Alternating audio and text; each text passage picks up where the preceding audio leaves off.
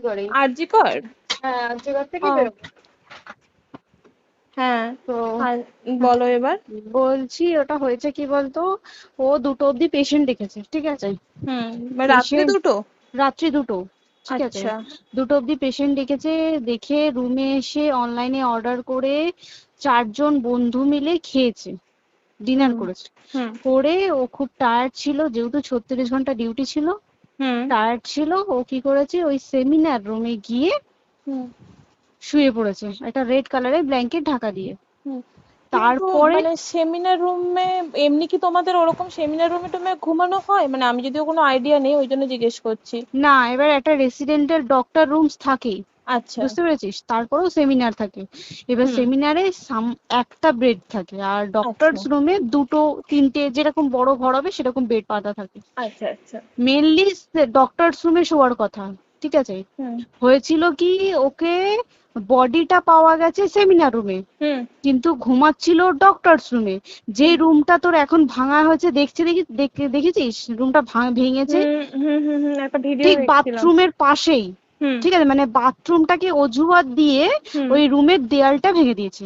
Actual কাণ্ডটা ঘটেছে তোর ইয়েতে, ওই রুমটার ভেতরে, ডক্টর রুমে? ডক্টরস রুমে। ডক্টরস রুমেটা ঘটনাটা ঘটেছে, ওই বডিটাকে তো ডক্টর ধস্তাধস্তি। রুমে ওই দিন আর কেউ ছিল না, খালি মানে অনলি ওই দিদিটাই ঘুমাচ্ছিল? হ্যাঁ, এবার তোকে আমি বলি, অন কলে নিশ্চয়ই একজন থাকবে না, না। ওরা জুনিয়র সিনিয়র মিলিয়ে থাকে। এমনকি থার্ড ইয়ার একজন থাকবে, সেকেন্ড ইয়ার একজন থাকবে, হুম প্লাস ফার্স্ট ইয়ারের ইন্টার্নশিপরা যারা থাকে তারা ইন্টার্নরা থাকে। হুম আর চেস্ট এমন একটা ওয়ার্ড হচ্ছে, কোভিড এর পর থেকে প্রায় হামেশাই সবার শ্বাসকষ্ট হচ্ছে, মানে আসছে মানেই শ্বাসকষ্ট হচ্ছে। হুম আর চেস্ট ওয়ার্ড আর চেস্ট মেডিসিন দুটোই হুম পাশাপাশি ওয়ার্ড, হুম ঠিক আছে। হুম তো কেউ কি শুনতে পায়নি? কেউ শুনতে পায়নি। হ্যাঁ, ওটাই তো আমি ওই দিনকে ওটাই ভাবছিলাম এবার যে। দেখ, ধস্তাধস্তি করাতে একটা নিশ্চয়ই চিৎকার হয়, একটা ভাইলেন্ট হয়, হুম হুম বুঝতে পেরেছিস। হুম তারপরে আবার কি, যে 4জন ওর সাথে খেয়েছে তারা কোথায়, তারা কেন মিডিয়ার সামনে আসছে না? হুম তাই ঠিকই তো, তো। তারা কেন আসছে না? তোমার ওই এক- দিন ডিউটি ছিল না রাতে? ওই দিনকে আমি নাইটে ডিউটি করছিলাম। আচ্ছা। আমি নাইটে ডিউটি করে এসেছি, আমার লাস্ট নাইট ছিল। তো হুম আমার তো 3 দিন নাইট থাকে, তিন হুম দিন নাইট থাকার পর লাস্ট নাইট ছিল। লাস্ট নাইটের পর বুধবার আমার লাস্ট নাইট, বুধবার রাতে ঘটনাটা ঘটেছে। হুম আমি বাড়িতে এসেছি, রীতিমতো বাড়িতে এসে শুয়ে পড়েছি। 3টের সময় আমার কাছে ফোন এসছে যে সবাইকে ডেকে পাঠিয়েছে, ইমিডিয়েট আয়। হুম। তখন গিয়ে দেখি আরজি করে এই অবস্থা, পুরো গোটা হাসপাতালকে ডেকে পাঠিয়েছিল। গিয়ে দেখি পুলিশ ছয়লা, মানে। আর ওকে যেভাবে, আমি তো বডিটা দেখেছি রে, মানে আমাদের হুম এখনো পর্যন্ত চোখ থেকে নামছে না। রীতিমতো মনে হচ্ছে মেয়েটা যেন আমাদের পাশে পাশে ঘুরছে, হুম একদম হুম হুম এরকম, মানে মানে অদৃশ্যমান, মানে আমরা এরকম ভাবতে পারছি না যে এরকম ভূত হুম থাকে বা একটা স্পিরিট থাকে বা কিছু। এখন আমরা বুঝতে পারছি না, ওর আত্মাটা এখনো ঘুরছে আমাদের আশেপাশে।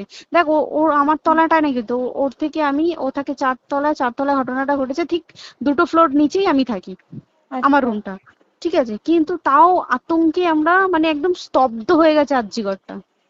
কিন্তু ব্যাপারটা হচ্ছে, তাহলে ডক্টর রুম থেকে ওকে সেমিনার রুমে নিয়ে যাওয়া হয়েছে? হ্যাঁ, অবশ্যই নিয়ে যাওয়া হয়েছে। এবার দেখ, নিয়ে যাওয়া হয়েছে, ওকে যেভাবে মারা হয়েছে, এটা একার পক্ষে সম্ভব অসম্ভব, না দিস একদম। Is a impossible. পুরোপুরি গ্যাং রেপ ছাড়া কোনো কিছু নয়। আর শুধুমাত্র রেপ নয়, রেপ হলো, করলো, ছেড়ে দিল, ঠিক আছে, ওকে রীতিমতো মার্ডার করেছে। মানে বুঝ- মানে হিসেব মতো যা বুঝছি মানে তোমার কথাতে, হ্যাঁ, ওটা হচ্ছে ওর ওই বন্ধু বান্ধব মেবি ইয়েস, জড়িত। এক্স্যাক্টলি। হয় ওর বন্ধু বান্ধব কেউ, ঠিক আছে, মানে 4জনের মধ্যে কেউ, আইদার ওকে এমন কিছু করতে বলতে। দেখ, বড় বড় কোম্পানিতেও তো এরকম হয়, মানে হুম হয় তুমি আমার সাথে কম্প্রোমাইজ হুম করো, নয় হুম তুমি হুম চাকরি হুম ছেড়ে চলে হুম যাও, হুম হুম হুম হয় তো। হুম হুম। এ- এখানেও সেরকম কিছু একটা হয়েছে। যাকে যে ক্রাইম করেছে, সেও কিন্তু নর্মাল ডক্টর নয়, কিন্তু সেও একটা ভালো পোস্টে র্যাঙ্ক করছে, বুঝতে পেরেছিস। তবেই কিন্তু পুরো ব্যাপারটাকে হসপিটাল চেপে যেতে চাইছে, পুরো ব্যাপারটাকে। তাহলে এই সিভিক যে, ও কোথা থেকে আসছে? এবার তোকে আমি বলি, ওটা কোথা থেকে আসছে। আমাদের প্রিন্সিপাল চেঞ্জ হয়ে গেছে, ডেপুটি সুপার হুম চেঞ্জ হয়ে গেছে, তারপরে আমাদের ওই অ্যাসিস্ট্যান্ট সুপার চেঞ্জ, সব চেঞ্জ হয়ে গেছে। হুম তারপরে যে ওয়ার্ডের ডাক্তাররা ছিল, সিস্টাররা ছিল, ওয়ার্ড বয়রা ছিল, মাসিরা ছিল, সবাইকে ডেকে এখন হুম সাসপেন্ড করা হয়েছে। হুম তারা কোথাও যেতে পারবে না, রোজ গিয়ে কোর্টে গিয়ে দেখা করছে, আজকেও কোর্টে গেছিল সবাই। হুম তারপরে উম, তারপরে তোমার তোর এগুলো হলো, তারপরে তোর কি বলে, আরে বল না, ওই সিবিআই এটা হয়েছে কি, মানে ও সেই সঞ্জয় রায় যে ধরা পড়েছে, হুম অ্যাকচুয়াল কিন্তু ও নেই, হুম ঠিক আছে, ওর এতটা ক্ষমতাই হয় না। ও অত রাত্রে কি করতে যাবে, হুম ও অত রাত্রে ওখানে কি করতে যাবে? ও না পেশেন্ট, ও নাকি বলছে দালাল পেশেন্ট নিয়ে গেছে, তো পেশেন্ট নিয়ে যখন গেছে দিদিটার রুমে যখন যাবে, নিশ্চয়ই দিদিটার রুমে কোনো কাগজপত্র দেখাতে যাবে, সেই অবস্থায় গিয়ে দেখে যে এরকম এরকম ঘটনা, তা ঝাঁপিয়ে পড়েছে ওর উপরে। হুম এরকম কিছু কি, তাও কিছু নয়, শুধু গেছে দেখছে ড্রিঙ্ক অবস্থায়, ওকে ক্যামেরায় দেখা গেছে ড্রিঙ্ক অবস্থায় গেছে আর এসছে, এইটুকুই দেখা গেছে। তারপরে হচ্ছে কি, তোর অনেক রকম, এখানে অনেক রকম ব্যাপার আছে। যে দিনকে ঘটনাটা ঘটে তার ঠিক দুদিন পরে ওই সেমিনার বাথরুমের অজুহাত দিয়ে ডক্টর যে রুমের হুম দেওয়ালটা আছে ওই হুম দেওয়ালটা ভেঙে দিয়েছে। কেন? প্রথমে ওকে বললো সুসাইড করেছে, আমাদের যখন ফার্স্ট খবর আছে তখন সুসাইড করেছে। হুম তারপরে যখন হসপিটালে যাই তখন গিয়ে শুনছি নাকি না সুসাইড করেনি, এটা রেপ করেছে, রেপ করে মার্ডার করা হয়েছে। হুম বুঝতে পারলি, এখানে বিশাল বড় একটা গেম চলছে। এবার আর যে ওর উপর কি রাগ ছিল মানে? হ্যাঁ হ্যাঁ হ্যাঁ হ্যাঁ হ্যাঁ হ্যাঁ, একদম আমি তো কি বললাম, শোন, তুই যদি কারোর সাথে কম্প্রোমাইজ করিস তাহলে তোর পোস্ট হুম বাড়বে, হুম হুম তুই হুম কারোর সাথে কম্প্রোমাইজ করবি না তোকে মার্ডার করে দেবে। মানে মানে ওরকম টাইপই কিছু বলছো তো? এরকমই টাইপের কিছু একটা ছিল। আইদার খুব রাফ, মানে খুব রাগ, খুব মানে খুব ওর উপরে খুব ফ্রাস্ট্রেশন ছিল, যারই ছিল খুব ফ্রাস্ট্রেশন ছিল। শুধু ওকে মারিনি রে, রীতিমতো মার্ডার করেছে। ওর যে ক্ল্যাচারটা ছিল, হুম ওর আমি ইউরিন, শুনেছি এটা। ওর ইউরিনের রাস্তায় ক্ল্যাচারটা ঢুকিয়ে দিয়েছে, তুই ইস, জানিস? মানে কি বলবো, মানে ওকে দেখা যাচ্ছে না, আমরা তো দেখেছি নিজের চোখে, ওকে দেখা যাচ্ছে না, মানে একটা ব্লিড। মৃত্যু কতটা, মানে এইটা মানে প্রচন্ড কষ্ট পেয়ে একটা মেয়ে মারা গেল না? আর ওর যে গলাটা চেপে ধরেছে, আহ ওর ওই চেপে ধরাতে মানে এতটাই জোরে চেপে ধরেছে যে ওর চোখ ফেটে রক্ত বেরিয়েছে। আহ, ছি, ছি, ছি। বুঝতে পেরেছিস? মানে মানে কি বলতো, যদি ধরা পড়ে না উচিত, মানে যারা এটার সঙ্গে দায়ী না আর এই ওদের। যে সিবিআইটা হয়েছে, সিবিআইটা একমাত্র আমাদের জোরেতেই সিবিআইটা এসছে। মানে হুম হুম আমরা ওই সঞ্জয় রায় একার পক্ষে সম্ভব না এইসব। তারপরে পোস্টমর্টম রিপোর্টে তুই জানিস ওই আমাদের ভাজাইনা থেকে 150 গ্রাম স্পার্ম বেরিয়েছে। ইস, পোস্টমর্টম রিপোর্ট 150 গ্রাম স্পার্ম, মানে বুঝতে পারছিস? Hmm not a calculated, minimum, minimum কম করে 6 থেকে 7 জন করেছে ওকে রেট। ছি ছি ছি। ওই জন্যই তো আমরা এতটা বেশি ভাইলেন্ট হয়ে গেছি, বুঝতে পেরেছিস? আর তারপর আমাদের দেখো, একটা মেয়ে তার কাজের জায়গাতেই ছিল, এমনটা নয় যে রাস্তাঘাটে কোনো বিপদ, ও তার কাজের আরে জায়গাতেই সেফ নয়। শোন, কেউ যদি স্ব ইচ্ছায় কারোর সাথে রিলেশনশিপে গিয়ে করতে চায় সেটা আলাদা জিনিস, কিন্তু হুম ঠিক আছে, হুম কিন্তু কেউ কারো বিরুদ্ধে এইভাবে করতে পারে না রে। তুই জানিস না, মানে ওয়ার্ডে দেখ, কম বেশি আমরা সবাই ঘুমাই, কম বেশি আমরা হুম সবাই জেগে হুম থাকি, জেগে তো থাকি, তাতে কি কেউ শুনতে পায়নি? তার কি একদম সেটাই। ভাইলেন্স ছিল না? যদি কেউ না শুনতে পারে তাহলে ওর খাবারে কেউ কিছু মিশিয়েছিল, হুম তাই কি না? হুম হুম সেটাও পোস্টমর্টম রিপোর্টে মানে লিক করছে না যে কেন খাবার খাবার ও তো খাবারটা খেয়েছিল, সেটা তো নিশ্চয়ই পেটেই ছিল, পেট থেকে তো হুম বমি করে বের করে দেন, সেটা হুম তো ফরেনসিক রিপোর্টে কিছু বলবে। হুম আর তুই জানিস না, দেনার দেন, মানে ধর পোস্টমর্টম রিপোর্ট আসতে 3 দিন সময় লাগে। হুম ও যেদিনকে মরেছে ঠিক তার পরের দিনকে বিকালবেলা পোস্টমর্টম রিপোর্ট বার করে দিয়েছে, মানে বডি বার করো আর পোড়াও, হুম 10 সেকেন্ডের মধ্যে ওর বাড়িতে নিয়ে গেছে, তারপরে বডি পুড়িয়ে দিয়েছে। মানে কি বলবো, হসপিটাল, মমতা ব্যানার্জি, সবাই, মানে তৃণমূল প্রত্যেক সবাই হুম এটাকে পুরোটাই কেসটাকে চাপা দিতে চাইছে, পুরোটা পুরোটা। তবে তুই ভাব, যে মানুষটাকে এত ক্ষতবিক্ষত ভাবে মেরেছে, তাকে অভিষেক ব্যানার, রেপ কি কলকাতায় প্রথম হলো? নয়, হুম বিভিন্ন জায়গায় বিভিন্ন ভাবে রেপ হয়েছে, হুম ধরা পড়েছে, ফাঁসি হ্যাঁ হয়েছে কি হুম জেল হয়েছে। হুম অভিষেক বন্দ্যোপাধ্যায় কেন বললো জাস্ট ইট অ্যান তোর কি বলে এনকাউন্টার করতে? মানে কি, সঞ্জয়কে যদি এনকাউন্টার করে পুরো কেসটা চাপা পড়ে পুরো যাবে, কেসটা চাপা পড়ে যাবে একদম। স্টুডেন্টরা ঠান্ডা হয়ে যাবে।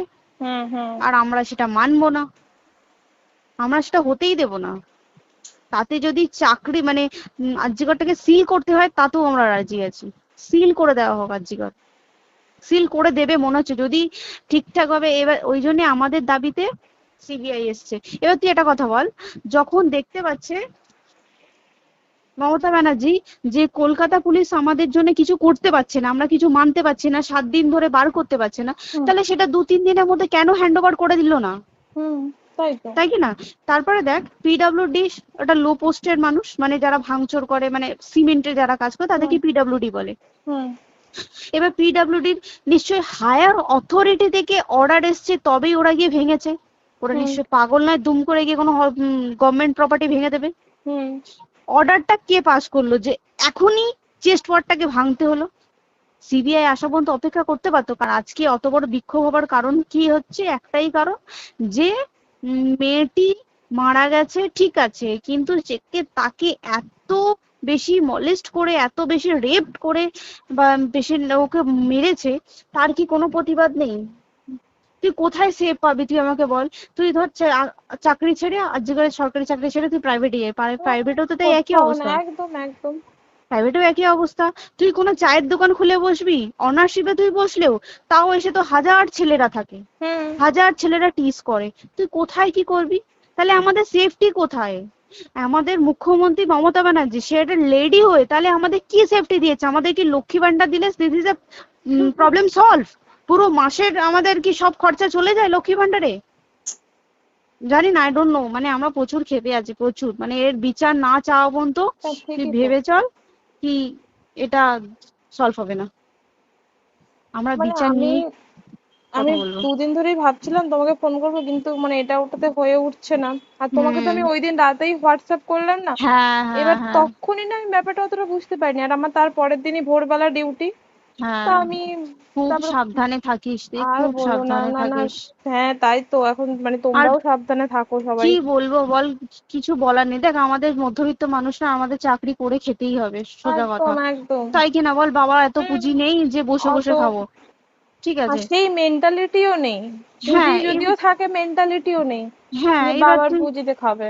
এবার একটা কথা তুই বল, চাকরিটা কোথায় গিয়ে করবো তুই একটা বল? কোন সেটাই। স্টেটে গিয়ে চাকরি করবো তুই আমাকে বল? ওই যেমন, মানে এটা হয়তো আমার মা যেমন বাড়িতে থেকে 7টার মধ্যে ঢুকে যাও, দিদিকে তো ধরো অনেক রাত অব্দি 9টা, 9:30, 10টা অব্দি ল্যাবে থাকতেই হয় না। এবার তুই কি করবি কি বল, কি করবে করবি? বলো তো, এখন কিছু নেই। করার আছে?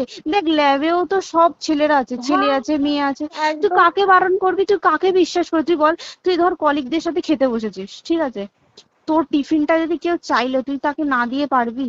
না একদমই, আর কার মনে যে কি আছে সেটাই তো খুব কি বলবি সমস্যা। বল? এবার তুই বল খাবারটা যে খাবি, তোর টিফিন কেউ চাইলো বা তোকে যদি কেউ বললো কি একটু একটু খা, যেমন আমরা শেয়ারে হয় স্কুলে হ্যাঁ যেটা আমাদের আমাদেরও শিখে হয়, এসেছি, যেটা হ্যাঁ স্বাভাবিক, এটা সবারই এটা তো হয়। স্বাভাবিক। তুই বল তাতে যদি এরকম অবস্থা হয় তাহলে কি করবে মানুষ, তুই আমাকে বল? আজকেও তো তাই আমাদের দেখ না, 11টা থেকে আমাদের তোর ক্যান্ডেল দিয়ে হোয়াইট ড্রেস হুম। পরে সব শ্যামবাজারে একতা হবে। এখন আবার বৃষ্টি শুরু হয়েছে, কে জানে বৃষ্টি, কি প্রচুর বৃষ্টি শুরু হলো। কি হুম, হবে জানি না। ঠিক আছে গো, টাটা। হ্যাঁ হুম চল টাটা। হুম হুম।